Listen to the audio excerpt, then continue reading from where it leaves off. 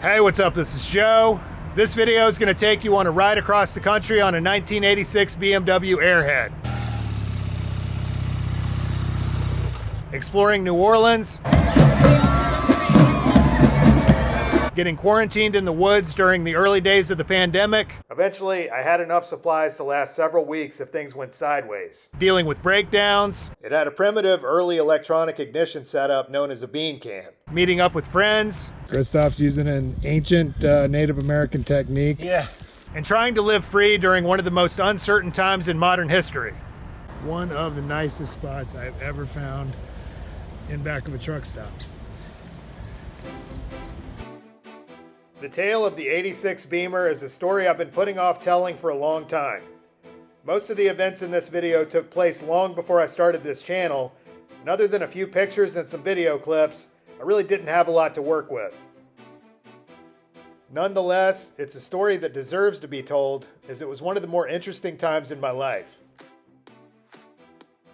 Before I get too far into it, first, a little backstory.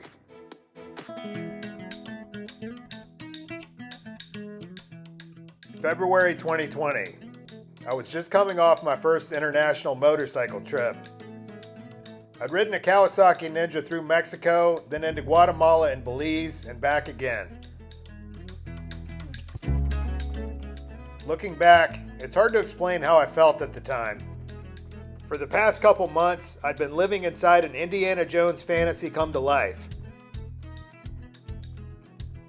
There were ancient Mayan ruins, jungle roads leading to nowhere, incredible food, and constant adventure. To put it short, I was having the time of my life, and it was on that trip that I first developed a real appreciation for the Mexican people and their culture. With Bike Week 2020 just a few weeks away, I left Playa del Carmen and began a nearly 3,000-mile journey to Daytona Beach. It took about a week to make my way back to the US border, camping and staying with newly made friends along the way. Two things were clear to me by the time I crossed back. First, I knew I'd be returning to Mexico as soon as possible. Second, if I was going to keep roaming around like this, I was going to need a bigger bike. After making the crossing into McAllen, Texas, I headed north to see my friend Brian, a motorcycle builder with a long resume. It was he who'd installed the floorboards on the Ninja prior to my trip into Mexico. There, I replaced my worn-out chain and sprockets, then continued riding the little Ninja across the bayou to New Orleans. The charm of the place worked its magic on me right away, and I instantly fell in love with the food, the people, and especially the music.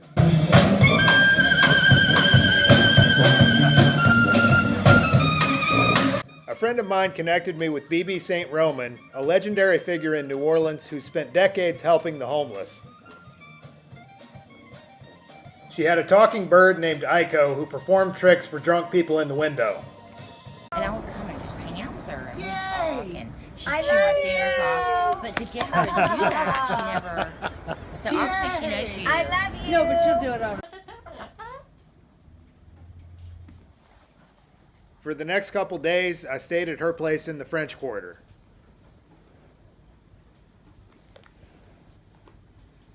While there, I stopped at Café du Monde for some chicory coffee and beignets, ate the best crawfish I've ever had in my life, and even rode along with the French Quarter police as they picked up homeless people and brought them to shelters. The experience was eye-opening and far outside of anything I'd ever done in life up to that point.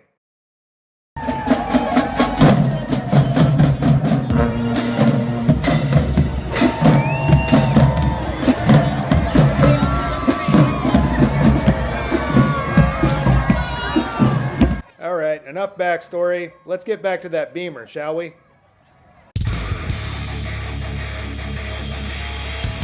It was around this time that a friend in Florida contacted me about a motorcycle. It was a 1986 BMW R80 RT that had been upgraded to an R100 top end. It had around 80,000 hard miles and was in rough shape, but would be a far better long-distance touring machine if I could only keep it running. In spite of its flaws, the bike had a character all of its own, and I liked it right away. I spent the next week at her garage in the Panhandle working through a long maintenance checklist and doing various repairs. I rebuilt one of the Brembo brake calipers, replaced the tires, checked the valve clearances, changed the fluids, set the timing, replaced the fuel lines, and anything else I could think of.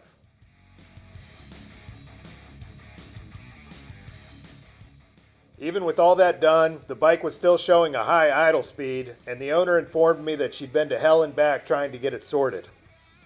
It had a primitive early electronic ignition setup known as a bean can. After decades of use, the flyweights inside the unit have a tendency of getting gummed up, preventing smooth ignition advance and leading to idle issues. Although the unit can in theory be rebuilt, it's a hell of a procedure involving a bunch of tiny, delicate parts with zero tolerance for mistakes. Unfortunately, they weren't exactly selling them at your local dollar store up the street. High idle speed notwithstanding, I jumped on the Beamer and headed the rest of the way to Daytona. Finally, I had hard bags, a windshield, and a seemingly unlimited amount of power coming off the R100 top end. By the time I got to Ormond Beach, I felt like I could go another 250 miles.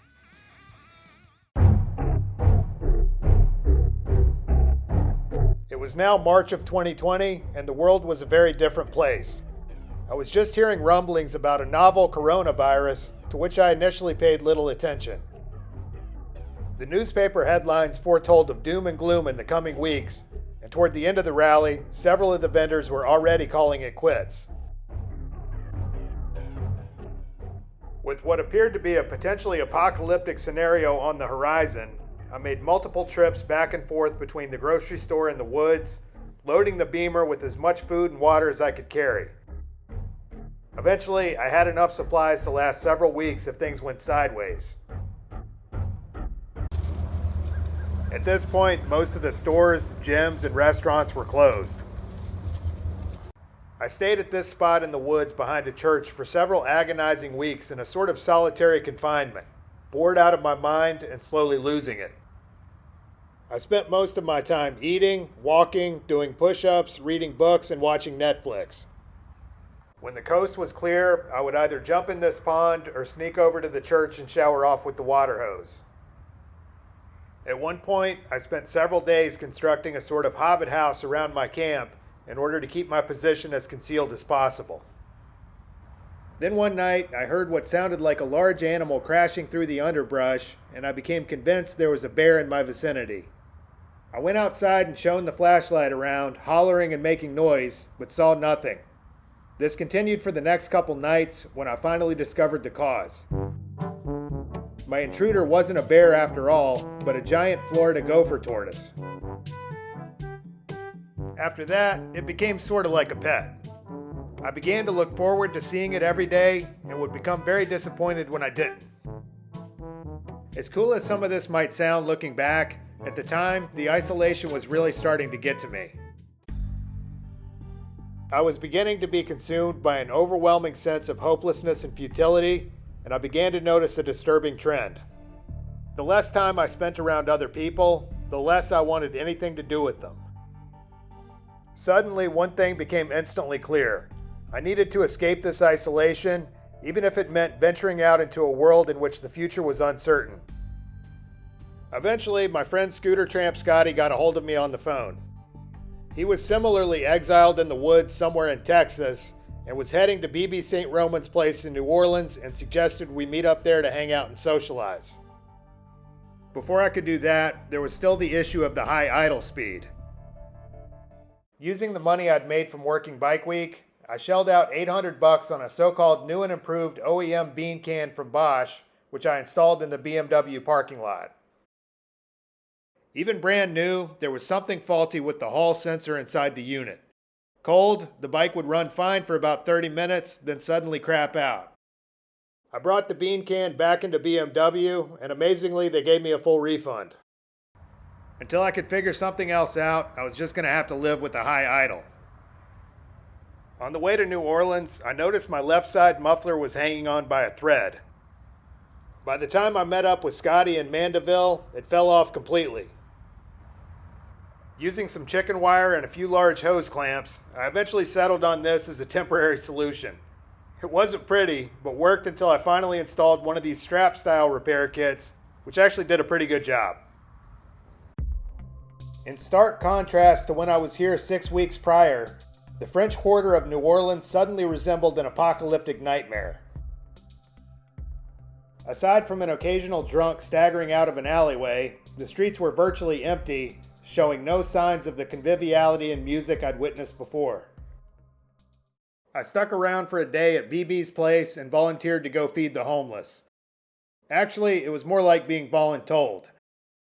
Donning a yellow safety vest, my job was to tell people where to stand and keep everybody separated. There were a couple of near altercations, but people thanked us profusely, and afterwards I felt like $1,000,000. I suspect it's at least part of the reason people get addicted to volunteer work. Scotty and I were both itching for some kind of a sense of normalcy, and New Orleans really wasn't doing it for either of us. Unlike Louisiana, most of Texas was still open, he said, so we rode together for a couple of days until we got to Baytown. At one point I was in the lead, just cruising along and not thinking much. The speedo on the Beamer was inaccurate, and all of a sudden Scotty comes roaring up beside me telling me to pull over. I hadn't even noticed it since the ride was so smooth, but I must have been going at least 100 in fourth gear. Scotty was going into conniptions thinking I was going to get us both arrested, but it was clear that the Beamer was engineered for the fast speeds of the German Autobahn. In Baytown, I met an attractive female attorney about my age. She was cool, but I could barely get a word in edgewise, so I guess she was in the right profession. I followed her on the Beamer back to her place, and she made me tacos and talked a mile a minute about her legal work, citing various examples of corruption within the criminal justice system. The next morning, I walked outside to start the BMW and found a flashlight clipped to the bike with a note wishing me luck on the road. I hung out with Scotty for a couple more days, then headed west on my own toward Texas Hill Country. I stopped by the Harley shop in New Braunfels, dropped some names of some people I'd worked for, and they allowed me to camp in the back, no questions asked. My buddy Lane also happened to be passing through, and we went to the incredible Black's Barbecue for some mind-blowingly amazing brisket, beans, and banana pudding. The next morning, my tent was covered with little tiny snails like this one. After removing the snails, I packed up and continued riding west to one of the best rides in Texas, the Three Twisted Sisters. On the way, the Beamer died on the side of the road, and I was sitting in the hot sun trying to figure out what to do next. Finally, she started back up, and I chalked up the experience to a bad batch of gas. I saw about 3 cars all day, and later ate what I still claim is the greatest burger of all time at a restaurant called the Bent Rim in the town of Lakey. After the ride, I headed up to the town of Junction and camped out between a truck stop and a sheep pasture. So I actually really lucked out on this spot. A lot of the times you're sleeping behind the truck stop, you don't know what you're going to get. But, voila. Right underneath the trees. Keeps the light out of my eyes, the dew off of me. One of the nicest spots I've ever found in back of a truck stop. Later, a Mexican guy came over and handed me a paper bag filled to the brim with hamburgers. He offered no explanation, just handed me the bag. I ate about half the burgers and handed the rest to a homeless guy.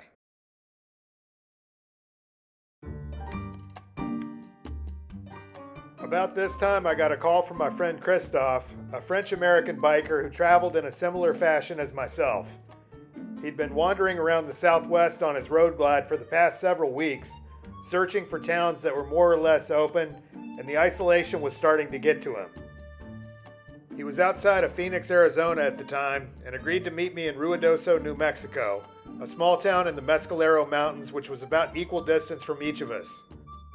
So he headed east and I headed west.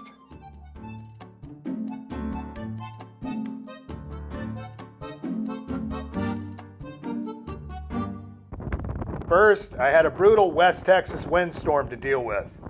The neck bearings on the Beamer were totally shot, and as focused as I tried to be, it was no use. I'd blink my eyes and suddenly be on the shoulder of the road.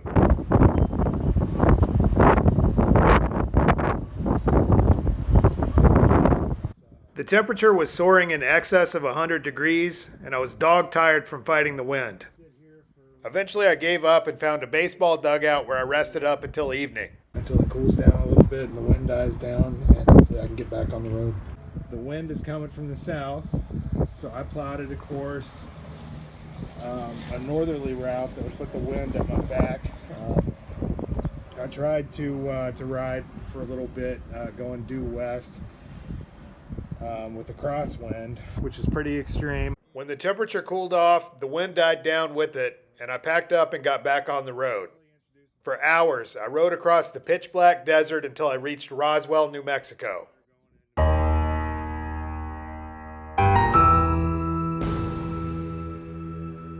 To my utter surprise, I found a hotel room for $25. Apparently, no one else was brave enough to stay in a hotel during the early days of the pandemic. Curious about the UFO sightings, I talked to a girl who said every night around 4 a.m., all the livestock begin making strange noises. Then suddenly the town gets dead quiet. "We're not crazy around here," she emphasized. After another long, hard day of battling insanely brutal crosswinds, I met up with Christoph in Ruidoso. The pandemic had been rough on us motorcycle vagabonds, and we were glad to see each other.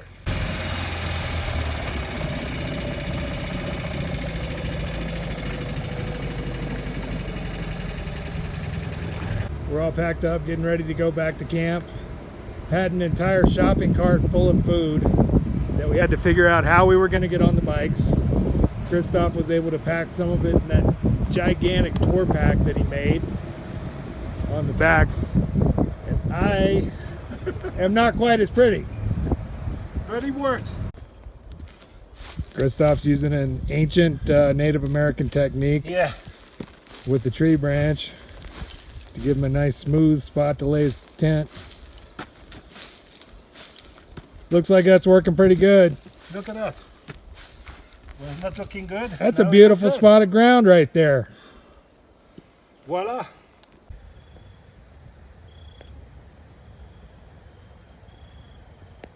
So these are the Mescalero Mountains outside of Ruidoso in New Mexico. And having grown up in southwestern Virginia, no matter where I am in the country, anytime I'm in the mountains, it always feels like home. There's a misconception that people have out east that New Mexico is just a barren, dry wasteland. But as you can see, these, we're at what, 8,000 feet, Christoph? Yeah. It's alpine. This is about as hardcore mountains as you can get. And just gorgeous. The weather's beautiful. So we're climbing some altitude and 8,000 feet. We're feeling it. Yeah. Chris and I hung out for several days in Ruidoso, riding into the mountains and bullshitting.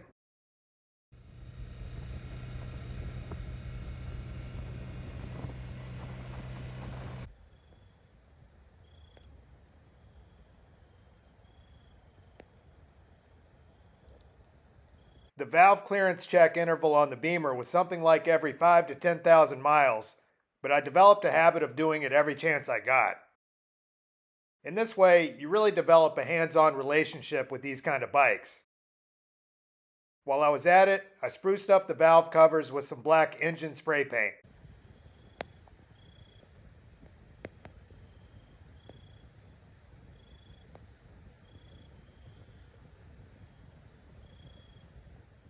Eventually, my internal compass was telling me it was time to get back on the road. I was heading to Sedona, Arizona, and Christoph to San Antonio, where he was catching a flight back to his native France. The friendships I'd made on the road are what kept me sane during this incredibly lonely and uncertain time. Through the experience, I learned a couple of valuable lessons. One, although I enjoy spending time alone in the woods, even I have my limits. There's only so much isolation a person can endure, and a good social life is absolutely essential in maintaining the vagabond lifestyle, and for that matter, any lifestyle. The second thing I realized was that this Beamer was seriously going to need some work. I was now pouring in a half quart of oil every time I filled up, and the high idle speed was driving me nuts. I suspected the top end would need an overhauling, and I still needed to find some kind of a reliable bean can if I was to keep going. Additionally, the neck bearings were so worn out, the bike was impossible to steer accurately in any kind of a corner. I shuddered at the thought of tackling that procedure in an auto parts parking lot. Regardless of all of that, she was an amazing machine with a personality all of her own. She started up consistently and got me where I wanted to go as fast as I wanted to go. With a smile on my face, I waved goodbye to Christoph and headed for Arizona.